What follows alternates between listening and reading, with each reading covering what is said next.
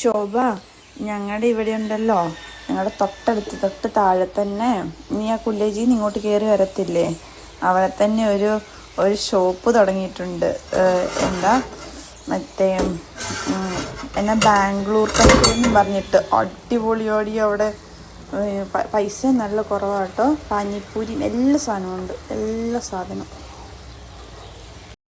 So let's begin.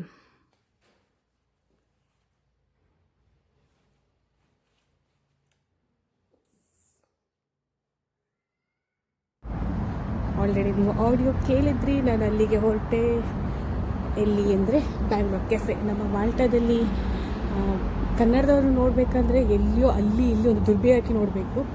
ನನಗೆ ಆದರೆ 1 ವರ್ಷದಲ್ಲಿ ಇಬ್ಬರೇ ಪರಿಚಯ ಆಗಿದ್ದು ಕನ್ನಡದವರು ಅಂತ.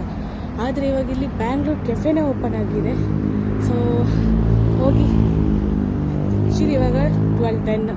ನಾನಿನ್ನೂ ಬ್ರೇಕ್ಫಾಸ್ಟ್ ಮಾಡಿಲ್ಲ. ಅಲ್ಲಿ ಹೋಗಿ ಏನಾದರೂ ಫುಡ್ ಮಾಡ್ಕೊಂಡು ಬರೋಣ ಅಂತ ಹೋಗ್ತಾಯಿದ್ದೀನಿ. ಹಾಗೆ ಬಸ್ ಸ್ಟಾಪಿಗೆ ಬಂದು ಬಸ್ಸಿಗೆ ವೆಯ್ಟ್ ಮಾಡ್ತಾಯಿದ್ದೆ. ಬಸ್ ಬರೋದಕ್ಕಿನ್ನೂ ಟೈಮ್ ಇತ್ತು. ಆ ಗ್ಯಾಪಲ್ಲಿ ಒಂದು ಸ್ಮಾಲಾಗಿ ನನ್ನದೇ ಒಂದು ವೀಡಿಯೋ ತೊಗೊಂಡೆ ಈ ಬಸ್ ಸ್ಟಾಪಲ್ಲಿ. ಅದಾದ ನಂತರ ನಾನು ಬಸ್ ಕ್ಯಾಶ್ ಮಾಡ್ಕೊಂಡು ಅಲ್ಲಿಂದ ಇಳಿದು ಬೆಂಗಳೂರು ಕೆಫೆ ಹತ್ರ ಬಂದೆ. ನೋಡಿ, ಇದೇ ಬ್ಯಾಂಗ್ಳೂರ್ ಕೆಫೆ. ಅದಕ್ಕೆ ಮುಂಚೆ ನನ್ನ ಫ್ರೆಂಡ್ನ ಮೀಟ್ ಮಾಡಬೇಕಿತ್ತು. ಅವ್ರ ಫ್ಲ್ಯಾಟಿಗೆ ಬಂದು ಅವಳನ್ನ ಪಿಕ್ ಮಾಡಿಕೊಂಡು, ಸೊ ನಾವಿಬ್ಬರು ಒಟ್ಟಿಗೆ ಹೋಗೋಣ ಅಂದ್ಕೊಂಡು ಪ್ಲ್ಯಾನ್ ಮಾಡಿದ್ವಿ.